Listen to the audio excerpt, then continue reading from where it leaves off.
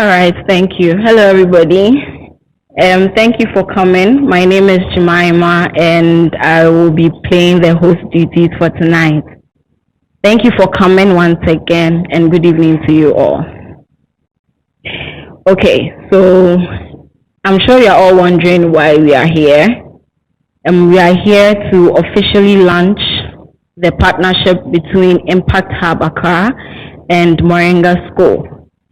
So over the years, Impact Hub Accra has built an ecosystem where a lot of startups pass through here. They introduce people to others, others also introduce people to them, and it has been a cycle that has gone on for 9 years and counting.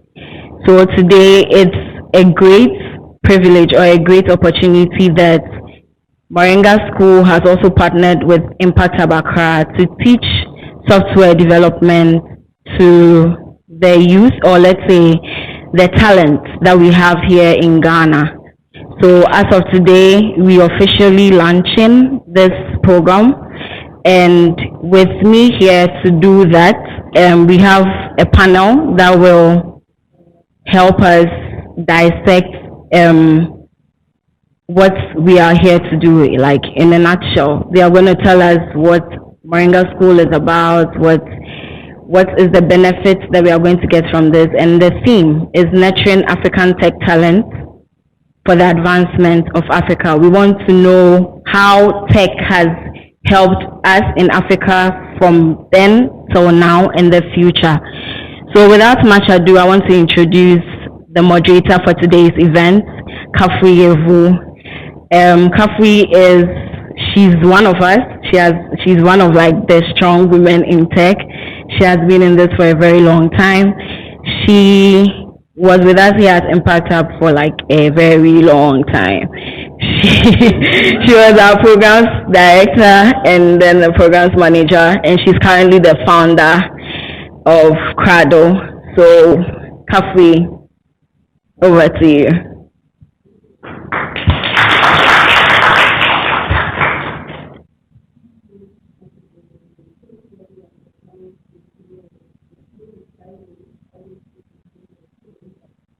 How important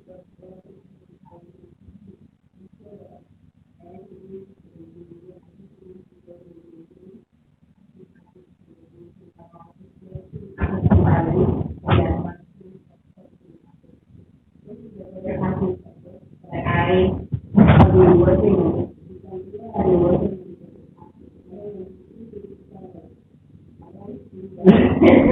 for the past 10 years.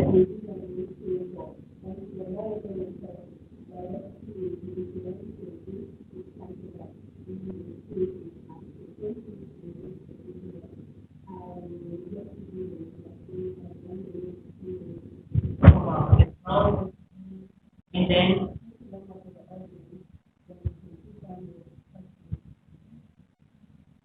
I'll start with now that the founder of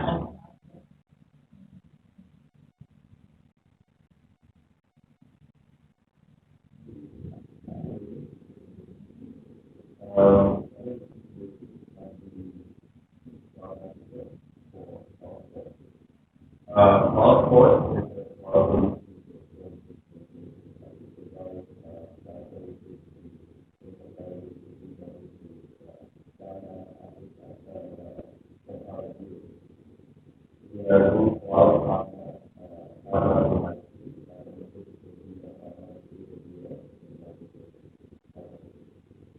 so basically, I do knowledge of designers, DevOps engineers, and also do a bit of cloud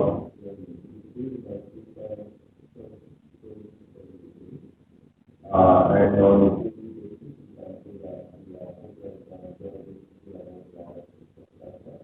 our focus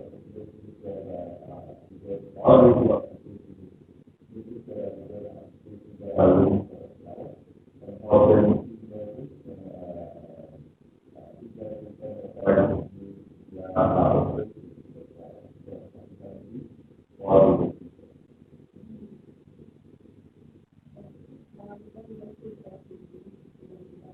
I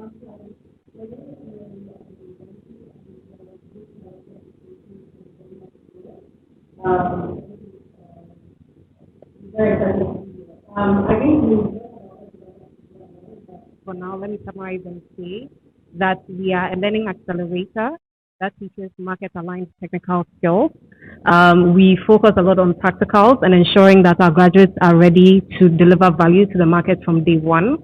A little bit about myself. I've worked in education for the last 8 years, sitting at the intersection of business and education.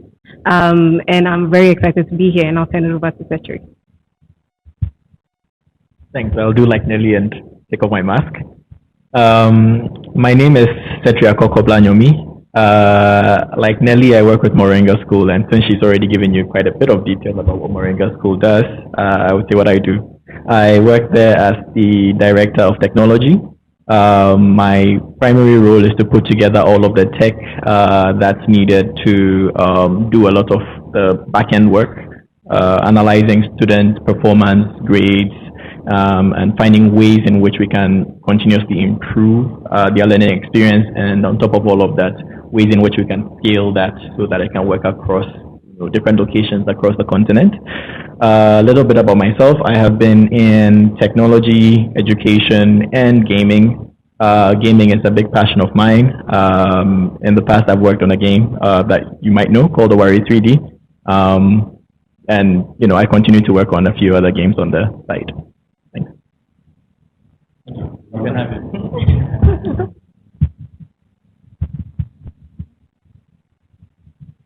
Yes. Hello, everyone. Can you hear me at the back? Fantastic. My name is Kelechi Ofebu. I work for the Impact Hub Accra, and Impact Hub. Today is an exciting day for me. Like this conversation has been going on for months now, and today is probably one of the first times we get to talk about it publicly. Well, aside from the ones that Elsa had posted online and the soft teaser that you've seen in our newsletters. So today really is to announce this partnership and moving forward, working with some of you in this room to build a very strong cohort over time. A little bit about me. In the past, I have done work in tech. I started writing a few lines of code, and then I got seduced by management and this whole idea of building a support structure for startups and programs. And then something happened, and then I ended up in operations, and then it didn't end there. I started doing fundraising, but today we're mostly focused. My role within the hub is mostly on operations, with a mixture of fundraising and program development in there. When I'm not in places like the hubs, I'm usually in the bush, so I'm a bit of an outdoor guide, teaching people how to do rope courses, search and rescue, kayaking, and things like that. So. Glad to see everyone here. Yes, thank you. Thank you.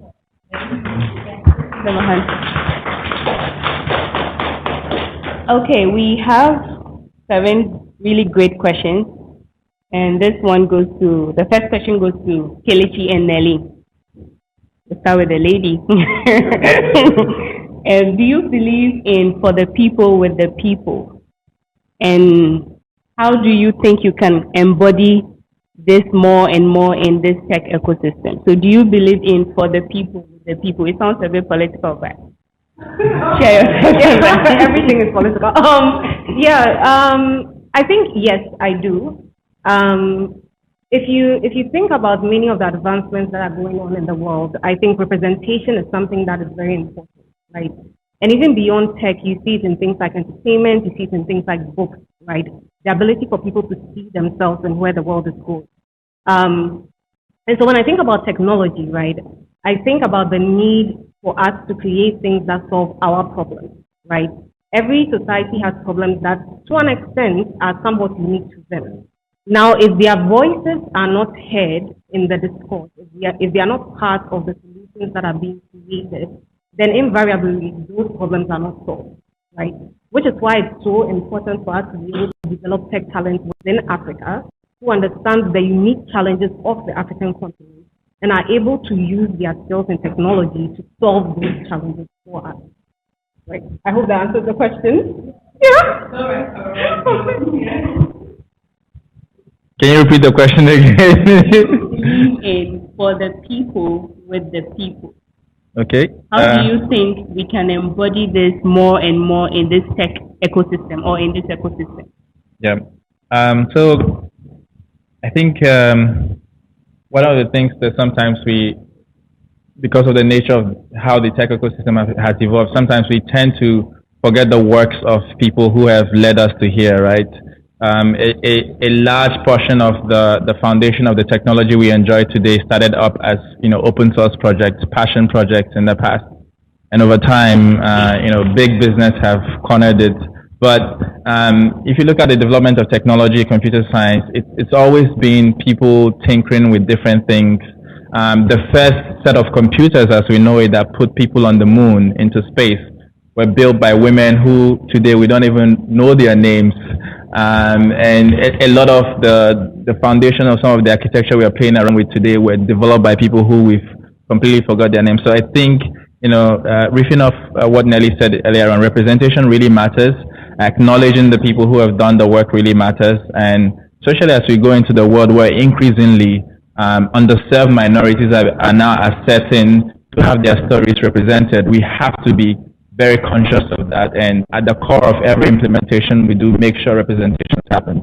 You're seeing it in little things like icons, in little things like, before, if you look at icons, it looked like some people from other parts of the world. Today there is an icon that is it's representing people with different skin color, different body parts, and different hair types, and that needs to go beyond that into the lines of codes and the algorithms and all of that. So yeah, I hope that. That sums it up. And anyone in the audience, just want to make this very interesting, because this is a very broad question that if anyone is interested in answering, please feel free. And you'll be on TV. If not, well, you can think about it, and then maybe towards the end, if you have any contribution, you can add it up. Okay, the next question, this is Fifi. Where is the tech ecosystem going fastest, and where to go for the best tech talent? Where is the tech ecosystem going fastest, and where to go for the best tech talent? Considering your early days. I think a lot has changed. Back then, it used to be very basic websites, building HTML, CSS, and you go to go. A lot has changed. Things are moving very fast. I think at the moment, if you have the skill set to build mobile applications, for instance, if you have the skill set to build mobile-friendly applications, and as I said initially in the beginning, cloud-native applications, right? I think that is where we are going. If you look at in 2020, just around the time COVID hit, a lot of people were affected. Their businesses were affected because they were not really ready to take their businesses to the cloud, right? And even though their applications were built to take advantage of stuff like that, it was not properly optimized, to take full advantage of that. So I think a lot has happened. A lot of development has happened from building very basic stuff to currently where we have, when you're building an application, you need to focus on the fact that, will this application work really well in the cloud? Can you make sure that it's scaled? Can it meet the demand, the traffic that is happening? Because it's not just you need to consider potential pandemics, right? That could happen. We don't really know what is out there next. I don't mean to scare you guys, but it could happen. Anything else could happen. This is the way we work now is likely to stay, right? So we need to be sure that we are prepared. We have the mindset to change the way we work at the moment. So we need those skill sets that will meet those demands. So in a nutshell, I'll say that, mobile apps, mobile-friendly applications, and currently what is really common is no-code platforms. I think that's another area that we are currently growing. Yeah. Mhm. I know some people here are already biased towards us. I want a different opinion. We're not biased. I think there are a lot of platforms out there that provide training at the moment. There are a lot of great content. You have good content online. You have a lot of tech hubs providing training. But I'll say that, in my opinion, the best way to get really good talent will be people who have the skill, like who have practical experience on whichever school they attend, whichever platform they use to learn their skill set. Because learning to code is not enough, right? You need to if I had two people who learned the same course, with one having the experience of building something that can be referenced to, I definitely will pick that person. I cannot easily say that this is the best school to go to, or not, but I will say that I will look for the person who has a practical skill set, in addition to the theory that they did learn. Um, I will also say the best place, people who are trained through the Moringa school program. Thank you. Yes, so Right. Okay. How do I think members of the ecosystem? are we doing anything to collaboratively nurture tech talent? I would say that there are efforts, but there's more that can be done, right? I think that, especially, let me take the example of Kenya because I've been there for the last 4 years. There is this push in government agenda very much around digitization, digital skill development, right, in Kenya. So there's a lot of sort of infrastructural work, working with educational institutions, especially at the secondary school, primary level, working with TVETs to make sure that they are able to equip their population, right, to be able to take advantage of the fourth industrial revolution. That being said, I think that there is a critical piece that is missing, and I think that I feel like we say this about almost every single subject, but it is true, which is closer industry ties, right? And let me explain what I mean by that. I think to Sechi's point, what you find is that a lot of companies outsource for tech talent, right? And it's actually one of the primary reasons why Moringa was created, right? Because our founders saw that a lot of companies in Africa were outsourcing tech talent, and yet we had youth unemployment through the roof.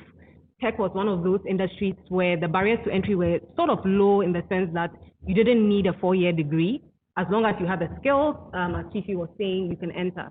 And yet we weren't making use of this, right? And so for me, when I think about the crucial part of the ecosystem that we need to work on, it's about how do we give a chance to our nascent, budding talent pool to also become advanced, right?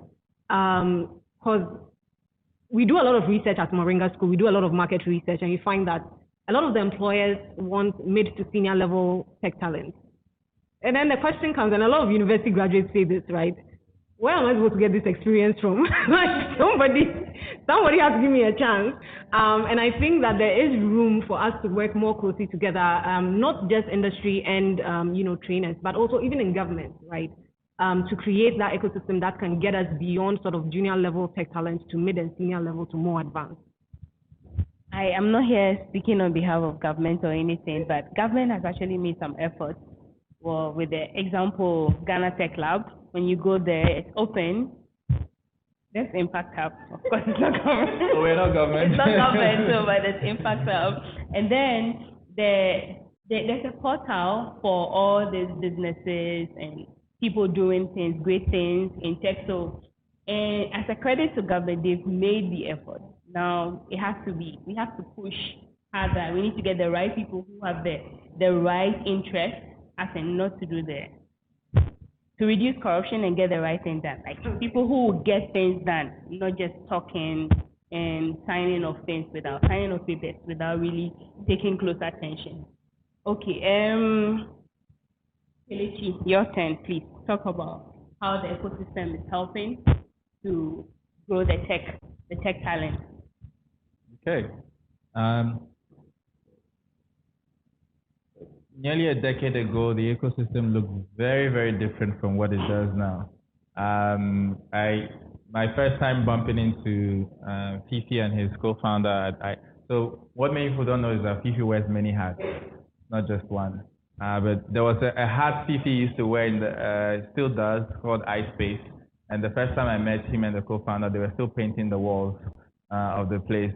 And I look back in those days, there was just at the time there was no real lightning rod to direct a lot of the interest, into the ground. And then we began to see hubs. I think hubs in a lot of ways were one of these oasis of sorts, this watering hole where all the nerds, everybody could come around and have a conversation, right? In a way that back then you were either lawyer, engineer, doctor, or a failure of sorts, and everyone else, like the tech community at the time, as it's celebrated today, was not celebrated at all. And so hubs, in a lot of ways, hubs started it. We began to see, like, the engineering teams in different, corporate organizations get celebrated. And slowly this began to morph into the ecosystem as we now know it today. You began to see hackathons.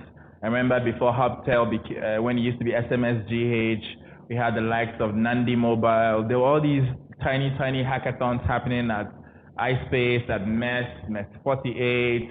There was the Hack for Big Choices at Impact Hub Accra, different hackathons here and there. We had a hackathon where we had to bus people from Cote d'Ivoire, from Burkina Faso, from Togo. Everyone came to here, at the space. Here became like a bedroom of sorts. And a lot of the engineers who work with back then are now all senior engineers. So in the early days, the ecosystem as we now know it today was really seeded in a lot of ways by hubs and the generous kindness of individuals out there. And today, what used to be isolated cases have now become a full-on system.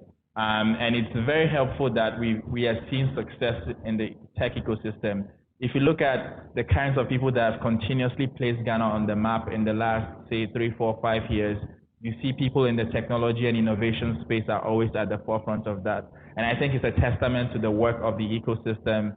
The resilience of the ecosystem is demonstrated in that. And so that is not just tech, it cuts across middle management, senior management, product developers, content writers.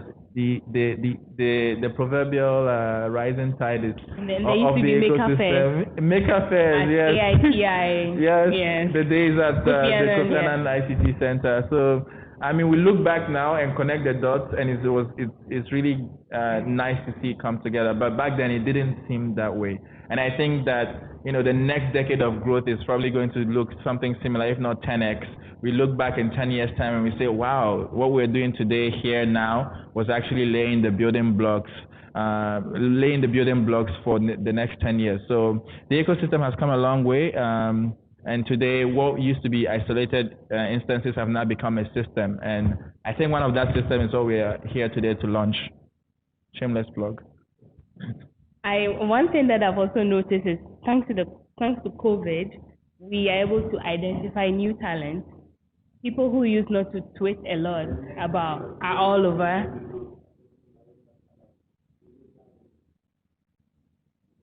Yeah, you go online now, all you have to do is just do #TechGH or anything Tech Ghana or Black Twitter, and you see all these talented people. It doesn't matter whether you're a developer or UI UX, they are all there. They are confidently sharing with the world that this is what I'm learning, coding, 100 days of code. So yes, we have grown, and it's something that we should really appreciate, because back then, you only see like one woman in the room. Probably that would be me or someone I'll drag along. Yes, so yes, we have done well, and thank you to all the ladies who are in here. The next time you come, bring more ladies, okay? All right, the next question goes to Fifi and Setracor. where do you think the biggest gaps are for tech talent on our continent, and what are the areas? The gaps in tech talent. Oh, I guess. PP. Okay, I'll go. Well, there are quite a few, but before going into detail, I think there's just a general trend that I'd like to address with how these gaps are created, especially in our part. There is this 2-year cycle that seems to happen with engineers that are brewed here in Ghana and across the continent. You go into your first job. It could be a startup, it could be an established, player in the market. You go in as an entry-level engineer, and you learn on the job. You become good at what you do. Hopefully, in 2 years, you become, or you get on the path towards becoming a senior software engineer. And then you would hear what your friends are making in the US, the UK, in Germany at Hello Food, and then you decide this is the time. And then, you apply, and then because, the industry, the tech industry is booming across the world and not just in Africa. And because of that, the highest bidder ends up winning, the engineers that we have, and then you see this surge, this exodus of engineers coming from the continent over to other parts of the world. So this, I think, is a general trend and something that I think we should pay more attention to and address in different ways. One, being able to fill that gap as quickly as possible with initiatives like Moringa and other boot camps, so that we're able to fill in the gaps as they are being created by this sort of exodus that's happening.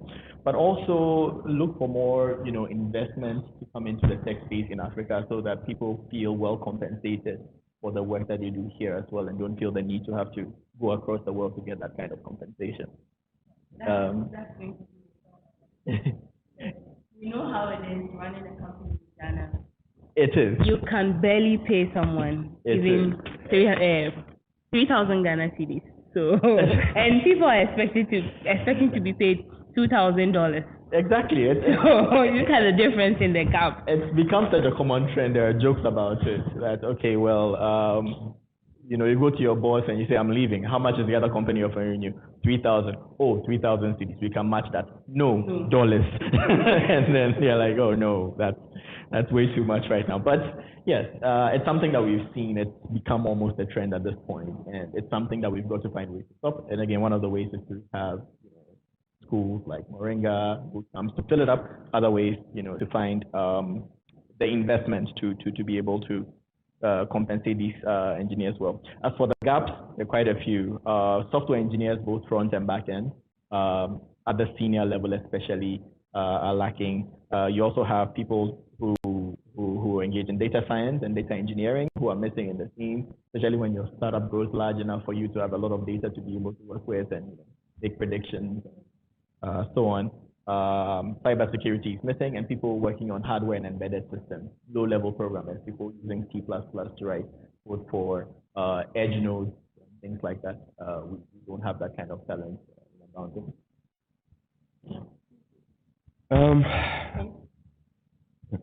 I think in addition to that, we have there is this lack of opportunity for talent locally, right? So people do have the talent, but they are not able to, they don't get the right exposure that they need, right? And so that is one of the gaps I see. With regards to the skill set itself, I think most of our engineers, some do lack the very fundamentals, right? Because as I said, software engineering is quite easy to get into.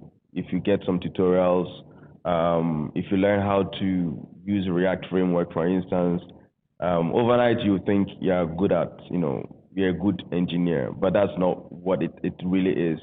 There are some fundamentals that you do need, every good engineer needs, and that differentiates you from the person who actually did study the engineering, from the beginning, from the fundamental.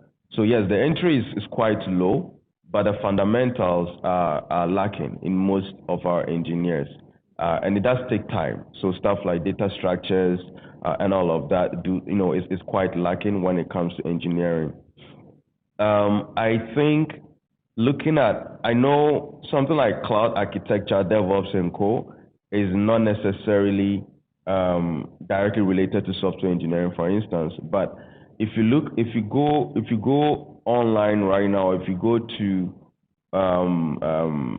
platforms like that showcases certified engineers, for instance, you can barely find those guys here. So some people are good, but you don't have people who are certified enough, for certain roles. And I think that is quite lacking. That's, even though it's really important, we need to look into those areas as well.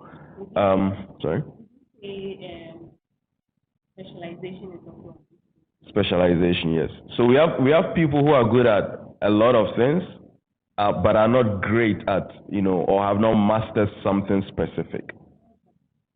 Well, we normally look at where the money is, right? Because I'm looking for a front-end developer.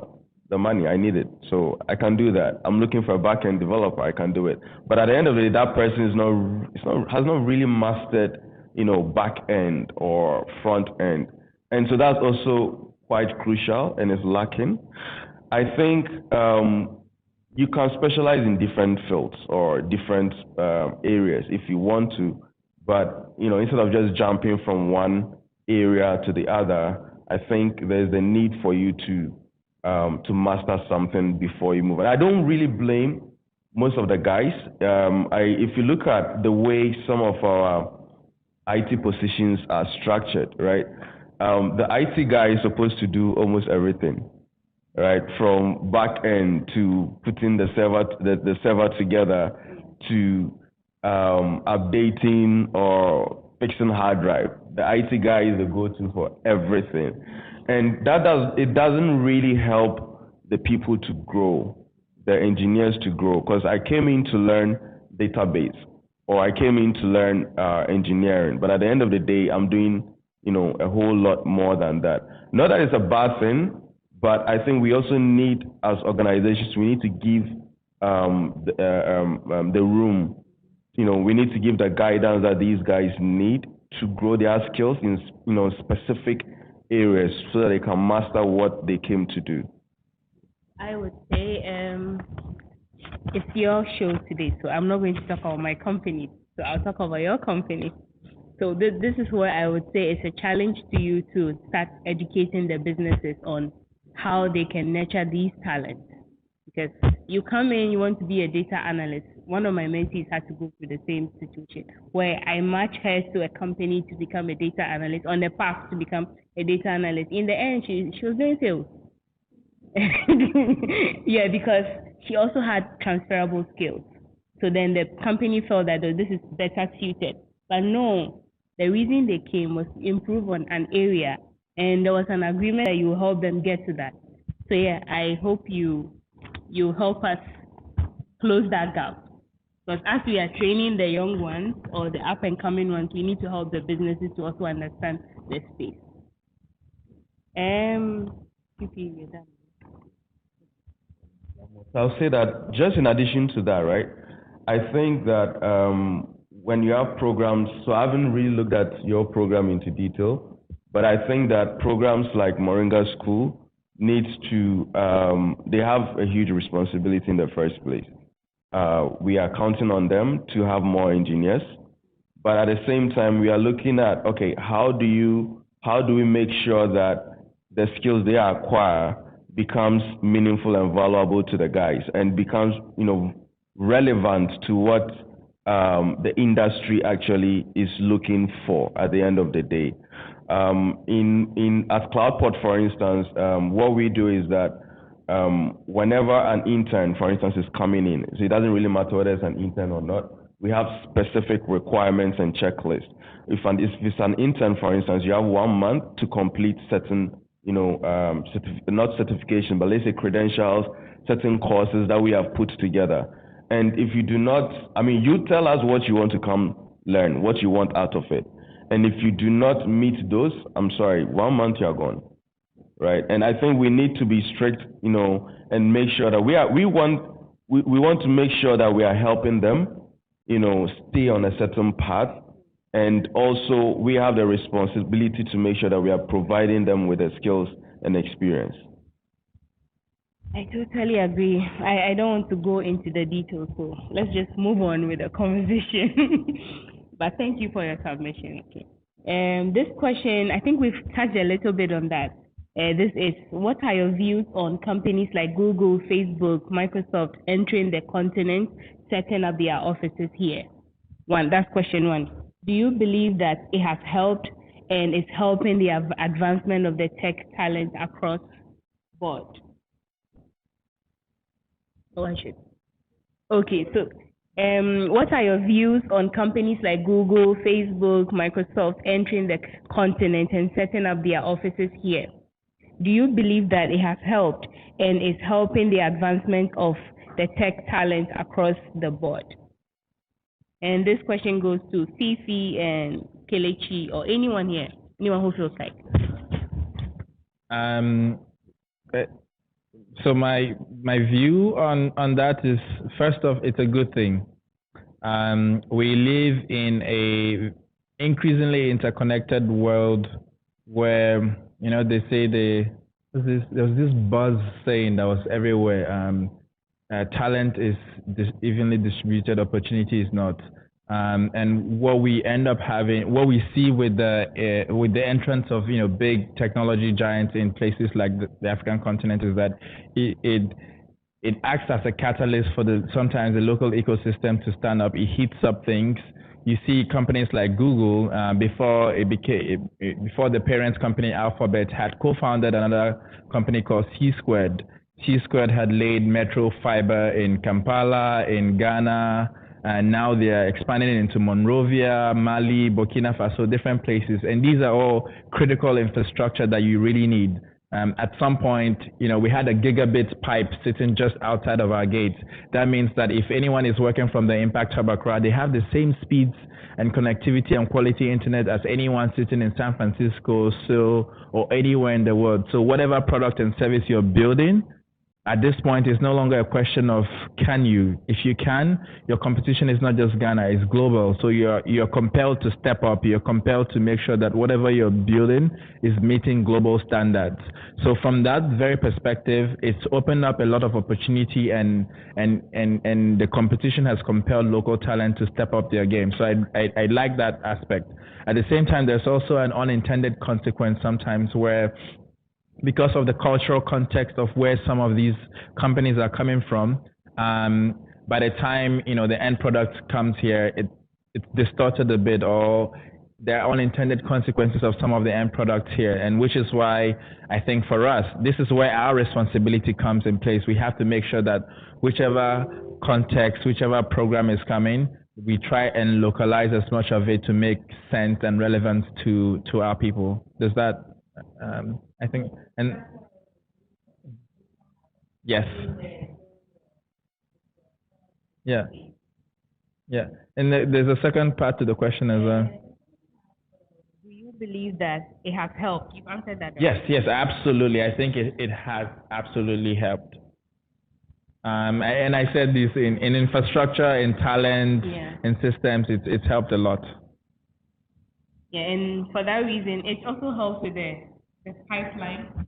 For the case of Moringa School, when you hone the talent, you need to pass them on to your partners, right? So having businesses like big tech companies helps your cost, at least your business objectives, to keep going. Yeah, that's correct. At least it helps solve, one of the problems that we've identified, which is this exodus.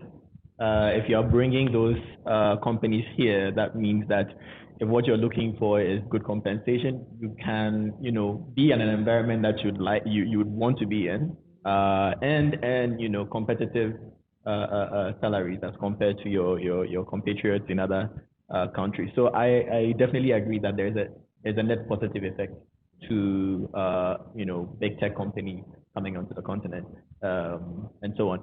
What we want to avoid in this situation is where they grow to the point where they're attracting all the talent from, the small up and coming, startups. And it basically drains them of the lifeblood they need to be able to grow and then become big as well. So that's the thing that we need to check. I don't think it's there yet with Ghana, but a lot of Asian companies that have like giants have that problem where it's not very easy for small up and coming startups to.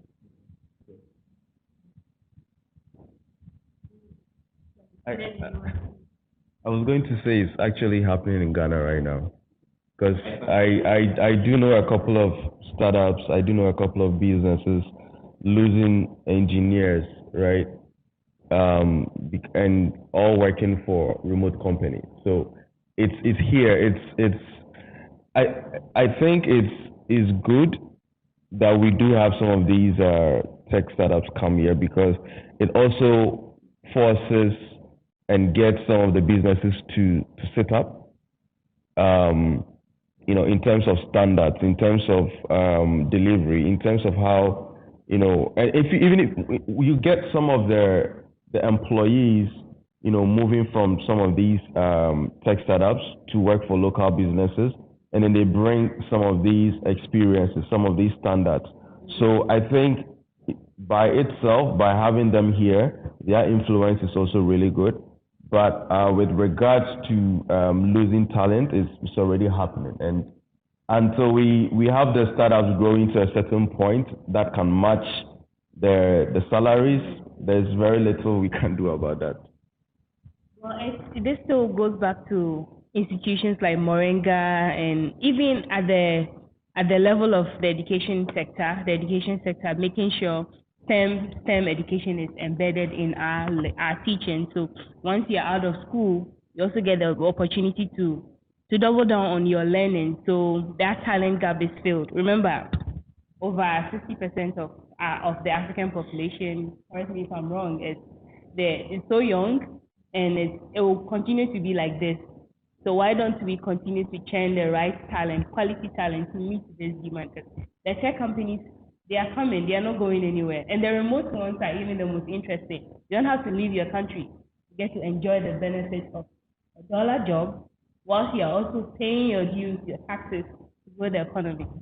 Sorry, I'm not a politician.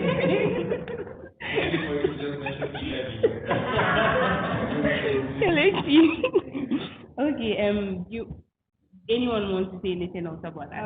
Okay. No, I think I'm fine. I think it's all right. The next question is: do you believe that startups and tech bootcamps are playing a significant role in nurturing the talent? Can you give us few examples? This is to Nelly and Petra. I guess I can go first. I think for me, the simple answer would be yes, right? And here I'll maybe focus specifically on the experience of Moringa School. So what we found is that tech startups seem to be the ones most open to giving junior talent a chance. So you find that a lot of our graduates do end up in tech startups, right? And I think that going back to my earlier point about being able to nurture talent and give them the necessary experience to grow, that is something that is very crucial, right? And I think that to what we've been saying, I think in different ways the whole night has been around the fact that we need to nurture talent for ourselves, right? We need to be able to produce the kind of skills that our markets can use. And so that's the aim of bootcamps like Moringa School. That's why we are here, right? To be able to create talent from Africa, for the world, right? I think that would be my summary for it. Yeah, I think bootcamps and startups have one thing in common, and if we have to see what that thing is, it would be new beginnings. For the startup, it's about starting something new, bringing something new and innovative to the market. For a bootcamp, it's about giving people, often entry-level engineers and the likes, opportunities to, enter into a new career that they otherwise would not be able to. And I think bootcamps in particular are playing two roles in this regard. One, they are serving as a bridge between higher education institutions and industry because they're giving graduates coming out of universities, practical hands-on experience with building apps that they will be once they get into industry, which is a bit of a contrast to the theory or a lot of the theory-focused education that they get in universities. The second role they play, obviously, is to give people who are looking to make that career switch a chance to make that switch without having to go through a 4-year system. And that 4-year system itself isn't something that can scale well enough for the kind of demand that startups have for talent, because the universities aren't churning enough engineers quickly enough. So you need something like a boot camp to fill in to make sure that you at least have material that's coming up that can do entry-level work that are able to put together a web app quickly, a mobile app quickly, do some data science very quickly, and learn on that job. So they fill a very, very crucial role in that regard.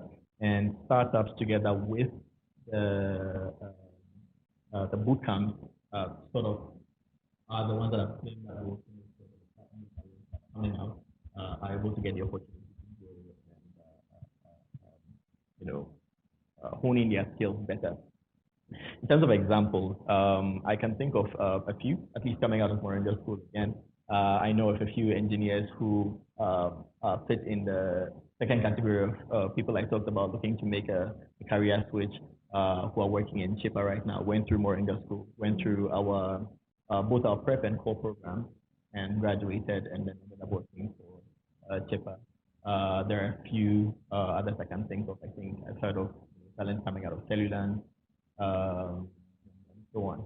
So that's something that is going to go on for quite a while. I think we should expect more of it, especially as boot camps like us expand across the continent and make it possible for startups to get the talent needed to push forward with their business.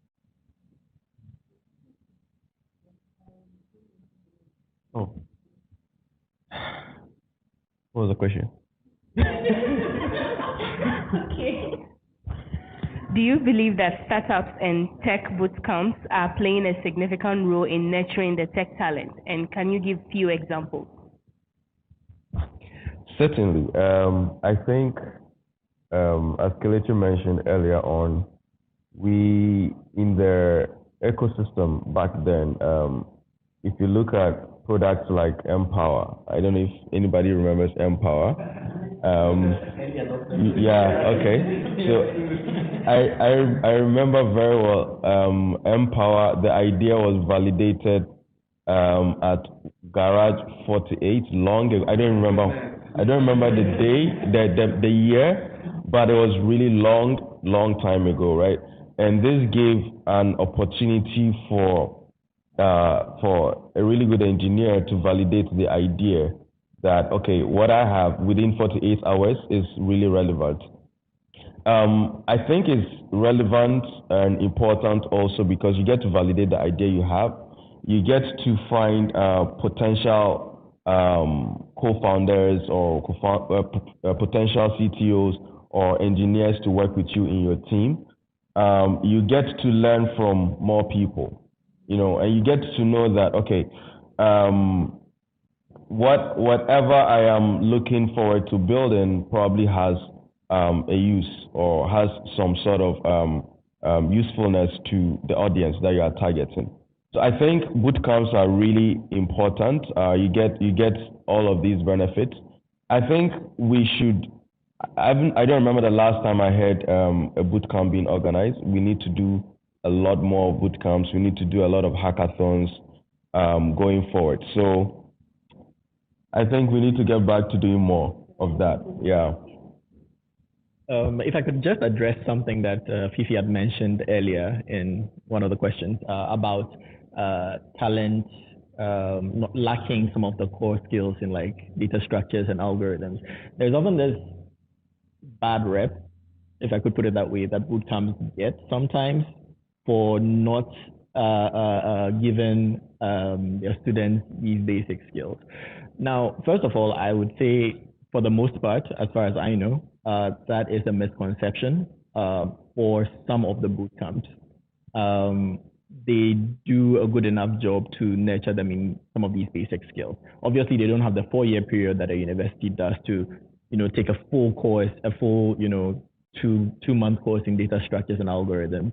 But what the bootcamp is there to do is to find a balance between knowing enough of those basic skills to get into a job and hit the ground running, and having some hands-on industry experience with actually building tools that use these basic skills. The hope is that the student comes out and they can learn on their own. They can pick up more advanced things and data structures, software design patterns, and things like that. So they do play a big role in spite of that bad rep that they tend to get. What is your advice to potential students and students in your institution in that regard, so that they make use of the bootcamp, the time given during the bootcamp? What's to take this? Should I go ahead? No, yeah, that's you. Yes, you have any advice? Yeah, boot camps, I think, get their name from the fact that they are very rigorous programs, and they will stress you to your limits, just in terms of your ability to learn very quickly and produce something from what you've learned. But this is very much akin to the startup environment. You have to learn quickly, you have to produce quickly.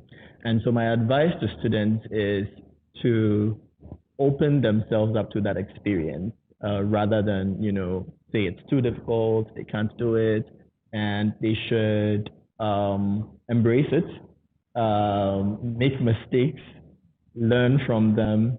And one of the things I've learned from the students in Moringa especially is the fact that, collaboration often helps them work a lot. They have a Slack channel that they sort of go on and use as their Stack Overflow, and apparently, like, even at 2 a.m., 3 a.m., their friends are also answering questions. So have that collaborative spirit as well, and continue to help each other, nurture each other, to be able to sort of grow together as software engineers.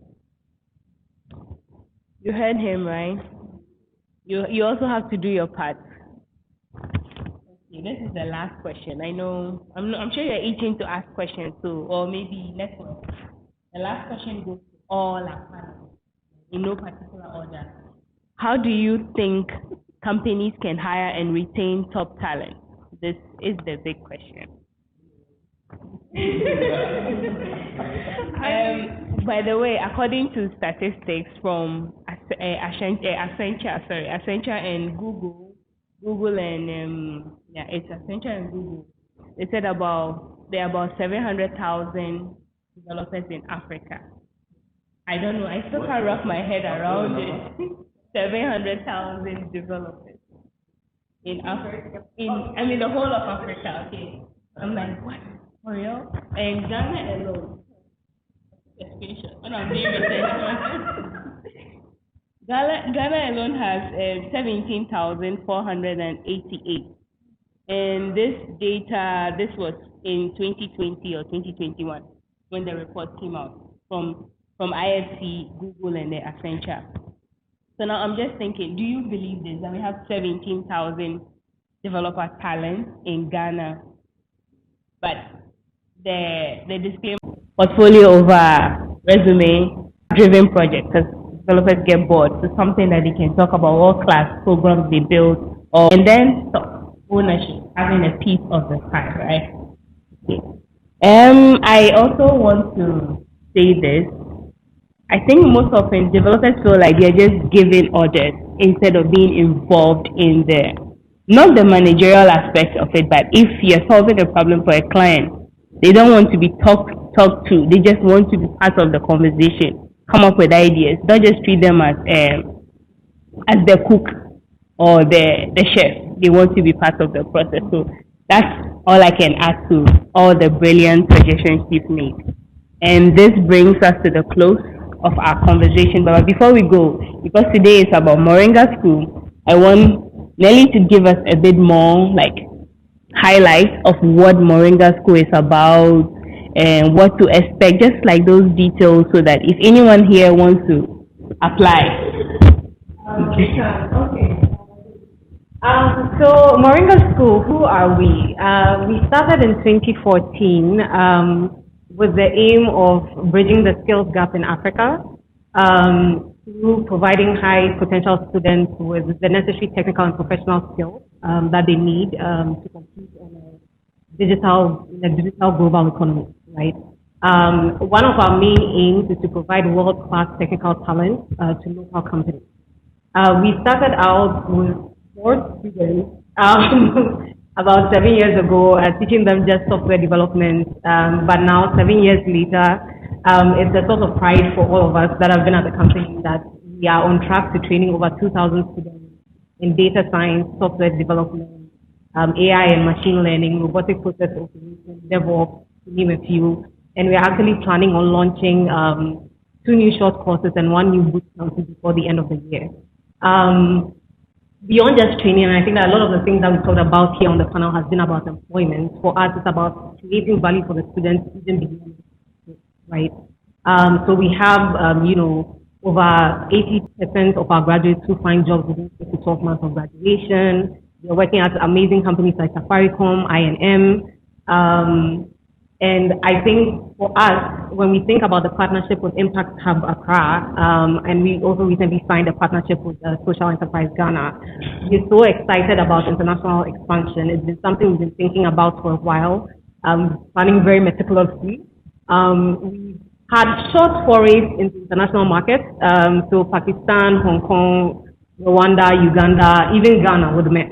And for me, this is our sort of like, we are here to stay. Our intention and commitment to stay. And as a Ghanaian myself, I'm super excited because it means I get to come home more often, which is amazing. And I think, one of the things that we commit to bringing to all of the communities that we come into are the 3 pillars that we live by, right? Which is number 1, community building. Number 2, market-aligned skills provision. And number 3, increased accessibility to quality courses.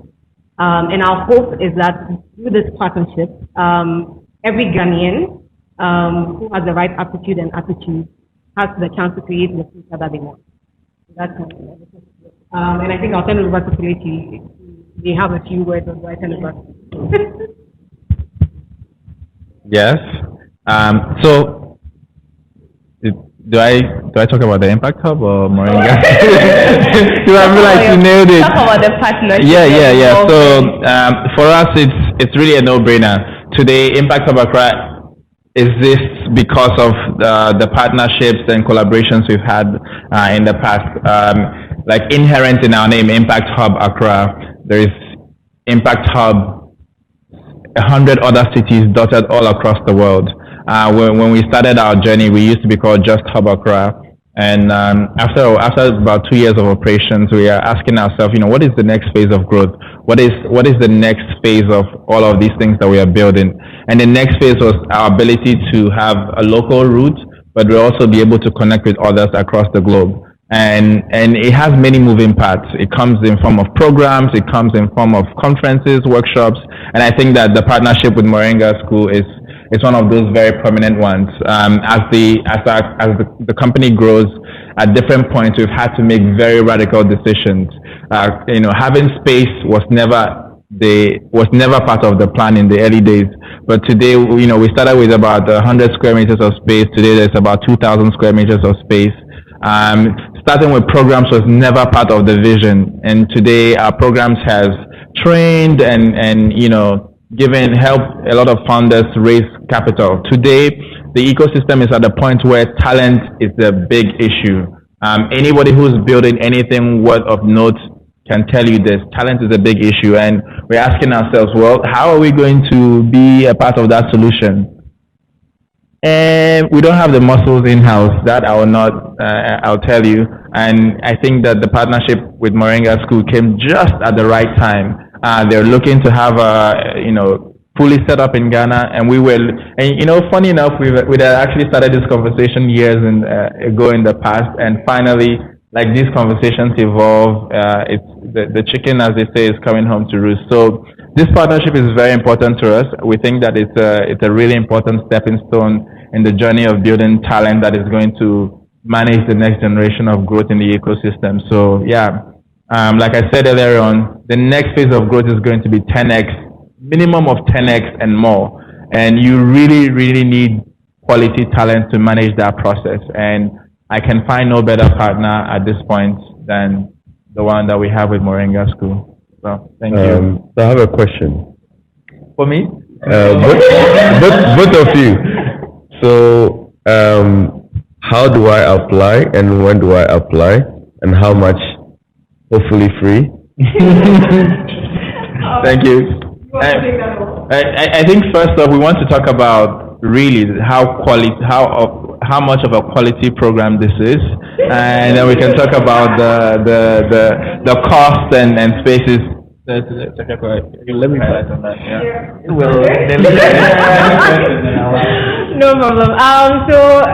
I think one of the exciting things that has happened at Moringa recently. Oh, sorry. Okay, let me. Okay. Hi, Fifi. So, one of the exciting things that has happened at Moringa recently is that we have formalized a partnership with Flat Iron School in the United States. It's one of the top boot camps in the US. Their curriculum is accredited by Harvard University. They've been able to churn out amazing graduate students at some of the top schools in the US. And so for us, this represents like a really global curriculum that has been accepted and proven in the international scale. So that's the curriculum that we are bringing to, right? So to speak to Kennedy's point about the level of coverage, yes. And the great thing about this is that typically, if you were in the US, you would be paying about $50,000 to do it for 50, yeah. We're paying about 50,000, but with the partnership, we are able to bring it to the African continent for about 2,000 USD. For about 2,000 USD, which is like a hugely discounted 10,000 Ghana cedis. Discounted cost. Now that being said, I don't want people to focus on the cost because Moringa has, I was prepping you for the cost, yes. But then the great thing about Moringa School is that we do understand the context in which we operate, which means that we have financing plans available for any applicants.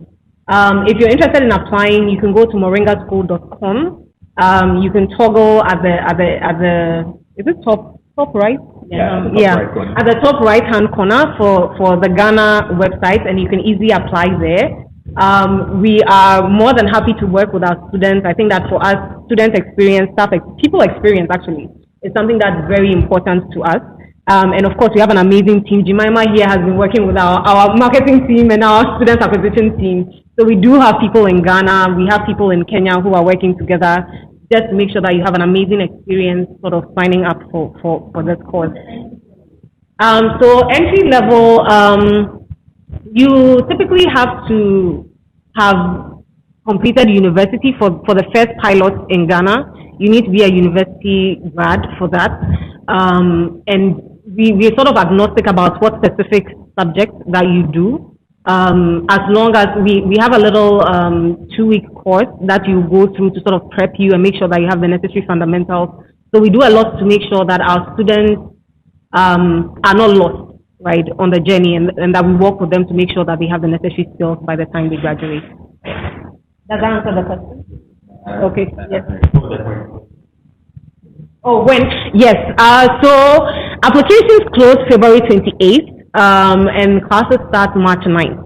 So please encourage people in your networks to apply. We are always available for you. Tetra is here. I am here. Jemima is here. So let us know. Yes,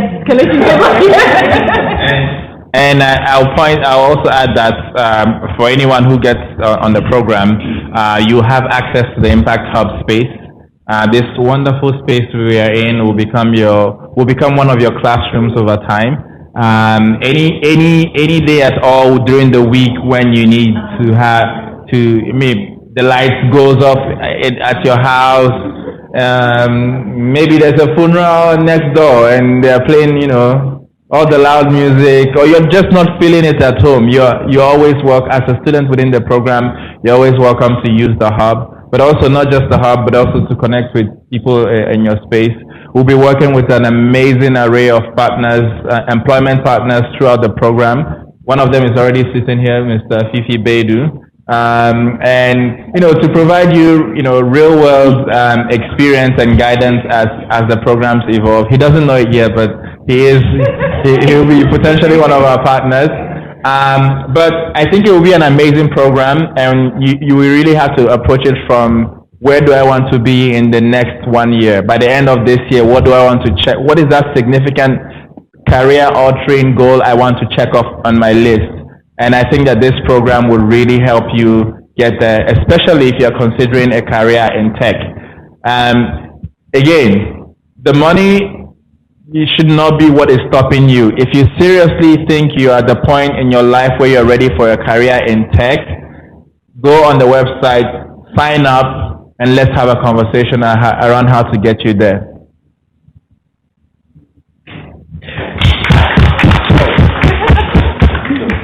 Just quickly, 20 seconds. If everything that has been said so far isn't enough, as a person in tech myself, I have gone through the curriculum from Flatiron. It is very rigorous. It's the kind of stuff that your Googles and your Facebooks are looking for in an entry-level engineer, and even in some cases, engineers that have some years of experience.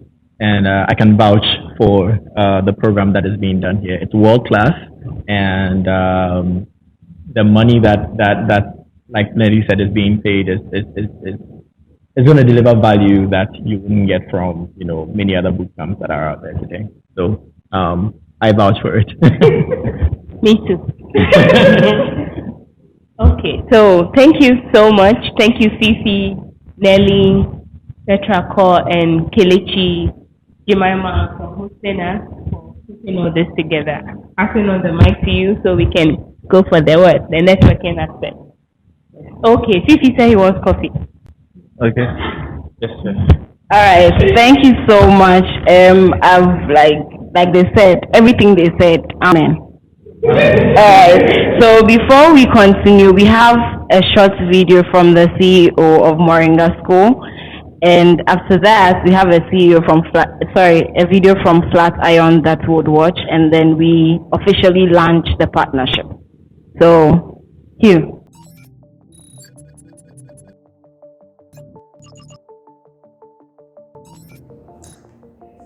Hi, I'm Snehar Shah. I'm the new CEO at Moringa School. We are a leading EdTech provider in Africa. We run boot camps for software development and data science. And our mission is to discover, to grow and transform lives within Africa. So we nurture Africa's talent through transformative tech-based learning experiences. Since I joined last month, we've made some exciting announcements. We announced a partnership with Flatiron School, which is a leading bootcamp in the US, and we're able to use their curriculum to provide cutting-edge content to our students in Africa. We also announced a big brand refresh that we have announced this week, and this is together with our international expansion with the entry into West Africa in Ghana with our partner Impact Hub Accra. We're going to be running our first course in March, and we would love to welcome students from the other side of the continent. These students will get the cutting-edge curriculum from Flatiron School, which will be delivered by our trained instructors out of Kenya. And we will go the extra mile to help place those students into jobs within the tech industry, either within Africa or even looking at opportunities worldwide.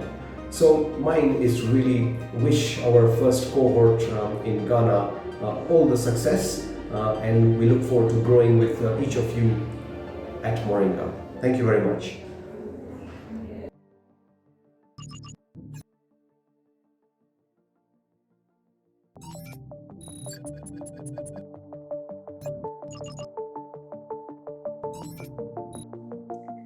Hi there, I'm Rebecca Rambam, Head of Partnerships and Business Development at Flatiron School.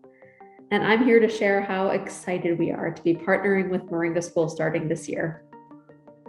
Here at Flatiron, we've spent the last 9+ years honing our curriculum, pedagogy, and tooling with an obsessive eye towards what drives the best outcomes for students through a rich and rewarding student experience. With over 10,000 graduates, we are thrilled to be bringing that toolset to Ghana for the first time through our partnership with Moringa School. When we started discussions with the Moringa team, we knew that we had found a like-minded partner who was prioritizing quality, experience, and outcomes for students. And we spent the last several months working with the education, instruction, and product teams on how to successfully integrate what we've learned and built into the Moringa School community. I know that together we are poised to make a giant impact on career opportunities and the tech ecosystem for learners in Ghana.